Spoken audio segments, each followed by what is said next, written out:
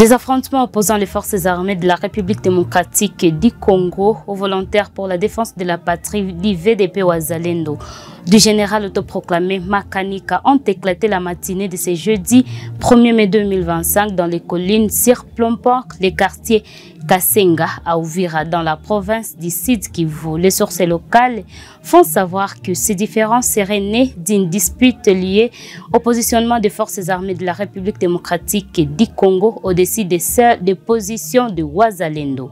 Chers téléspectateurs, mesdames et messieurs, bonjour et bienvenue à suivre les actualités de Web Information Télévision. C'est depuis 16h45 heure du Nord Kivu que le premier convoi de militaires et policiers est arrivé à la piste occasionnelle de Lubero sous l'escorte du Comité international de la Croix-Rouge. La MONUSCO à son tour a disponibilisé des hélicoptères pour faciliter les ralliements entre Lubero et Beni avant de prendre le vol pour Kinshasa. Ce même jeudi, le deuxième convoi a quitté la ville touristique de Goma avec un nombre de 210 éléments des forces armées de la République démocratique du Congo et de la police nationale congolaise.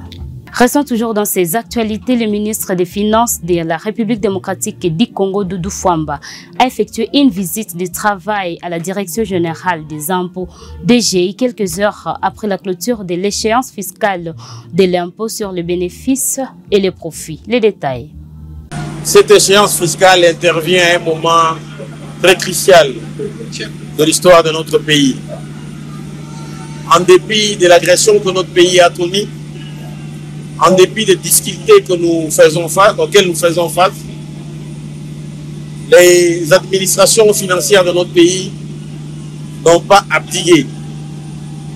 Elles ont travaillé d'arrache-pied depuis le début de cette année pour mobiliser les recettes et doter notre gouvernement de moyens de son action. Cette échéance fiscale du mois d'avril va déterminer la suite de l'année budgétaire dans le volet recettes. C'est pour cette raison qu'en tant que responsable du ministère des Finances, autorité hiérarchique de la Direction générale des impôts, je me suis déplacé pour venir encourager ces hommes qui travaillent d'arrache-pied, jour et nuit, pour mobiliser les recettes de l'État. Ce déplacement est consécutif aux différentes réunions que nous avons eues au niveau du cabinet, mais également au niveau de l'administration financière, au niveau de la direction des grandes entreprises. Et aujourd'hui, c'est les derniers jours où les assujettis doivent venir payer les soldes de l'IPP. Et pour nous, il fallait venir nous enquérir de la situation avec le directeur général des impôts pour que nos hommes se sentent accompagnés. Nous voulons que l'environnement des affaires dans notre pays soit amélioré, mais cela ne pourrait se faire que dans le cadre du respect par les différentes parties prenantes des lois et règlements en vigueur dans notre pays.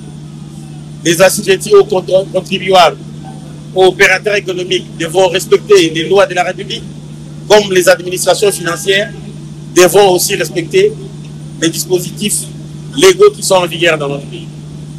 Voilà, nous avons pu constater qu'avant la fin de la journée, la tendance est bonne. Nous sommes déjà à une hauteur de plus de 2,7 milliards de francs sur plus de 3 milliards que nous attendons.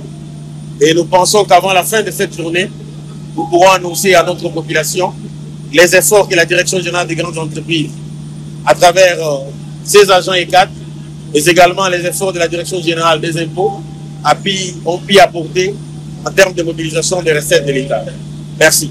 À retenir sur le terme sécuritaire, Washington salue le processus de paix entre la République démocratique du Congo et le Rwanda après la rencontre du ministre des Affaires étrangères de ces deux pays. Cet élément nous en donne les détails. Nous devons le reconnaître. Je veux reconnaître M. Boulos également, qui a fait quelque chose de vraiment formidable la semaine dernière. Ils nous ont dit que cette guerre entre la République démocratique du Congo et le Rwanda est insoluble. Cela ne peut jamais arriver. Cela n'arrivera jamais. J'ai envoyé M. Boulos, votre envoyé.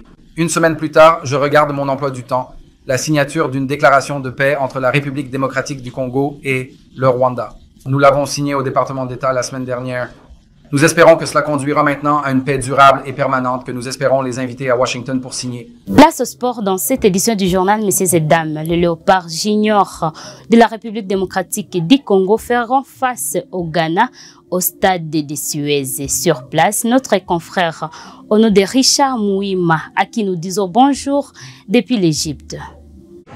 Bonjour mesdames, bonjour messieurs, bienvenue dans cette autre production de WAB Info Télévision. Nous sommes ici au stade de Suez, c'est en Égypte, ce stade que vous voyez qui va bientôt accueillir un match hyper important pour la RDC qui va devoir affronter la formation du Ghana. Match prévu pour ce vendredi sur les coups de 21h heure locale. Les Léopards des moins de 20 ans de la RDC vont signer leur entrée dans cette compétition qui se dispute en terre égyptienne. Ils sont déjà ici depuis 3 jours et les hommes de Guy Boukassa, les sélectionneurs, sont préparés pour en découdre face à l'une des meilleures formations d'Afrique, qui est sans nul doute la formation du Ghana. Les décors est déjà planté comme vous les voyez dans ce stade. Les équipes sont déjà présentes dans cette ville et les organisateurs ne cessent de se mobiliser. Question pour eux de mettre les petits plats dans les grands afin que la fête soit belle ici en Égypte où les spectateurs s'apprêtent également à acheter les tickets. Question pour eux de venir soutenir les équipes qui vont se disputer dans cette ville. Vous savez, il y a 4 tickets qualificatifs qui sont en jeu pour la prochaine Coupe du Monde de football. Et la RDC qui va devoir participer à cette compétition pour la 2e fois de l'histoire aura fort à faire devant la belle équipe du Ghana qui est quand même un habitué de cette compétition, qui a déjà remporté à plusieurs reprises et qui a même déjà remporté la Coupe du Monde de la spécialité. La Coupe d'Afrique des moins de 20 ans, c'est une fête que l'Égypte est en train d'accueillir et WAB Info Télévision est sur place. Question de vous mettre au parfum de l'évolution de la compétition. Richard Mouima, depuis le stade de Suez, nous sommes en Égypte pour WAB Info TV. Vous avez vécu l'ambiance de ces sports, mesdames et messieurs. Nous vous disons merci pour votre attention dans cette édition du journal. Portez-vous bien.